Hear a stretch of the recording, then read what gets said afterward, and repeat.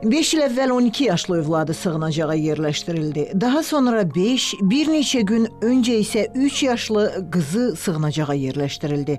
Söhbət bir ailənin 3 qız övladından gedir.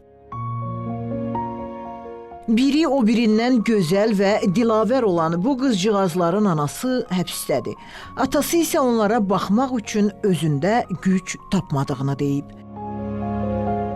Təmiz Dünya Qadınlara Yardım İctimai Birliyinin sədri Mehriban Zeynalova deyir ki, ailənin hər 3 övladı sağlamdır. Ailənin böyük övladının artıq 17 yaşı var.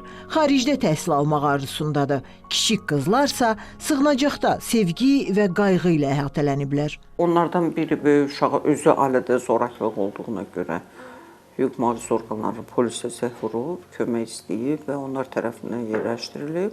Valideyndə bildiyimə görə biraz asosial davranışdır, alkoqol asılılığı deyirlər var, yəni konkret bilmirəm, amma belə söylədilər. Mehriban Zeynalova deyir ki, qızların anası bir dəfə övladlarını sığınacaqdan götürsə də yenidən gətirib. Ana gəldi, yenə alkoqol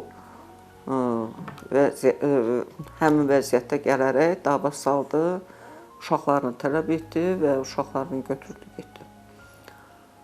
Sonraki prosesdə isə ata bir neçə ay bundan öncə böyük ortancıl uşağı gətirdi ki, mən baxa bilmirəm, imkanım yoxdur, baxımsız qalır uşaq, işdə oluram, ona görə xahiş edirəm uşağı götürün. 3 yaşlı qızcığaz atası üçün darıxdığını kəlmə-kəlmə izah edir. Deyir, mən onlardan küsmüşəm. Şəfəq isə valideynlərinin gələcəyi günü gözləyir. Ailənin böyük övladınınsa həm arzuları, həm də məsuliyyəti böyükdür. İndi o kiçik bacılarına həm ana, həm də atadır. Sevinç Vaqif qızı, Davud İbrahimov, Xəzər xəbər.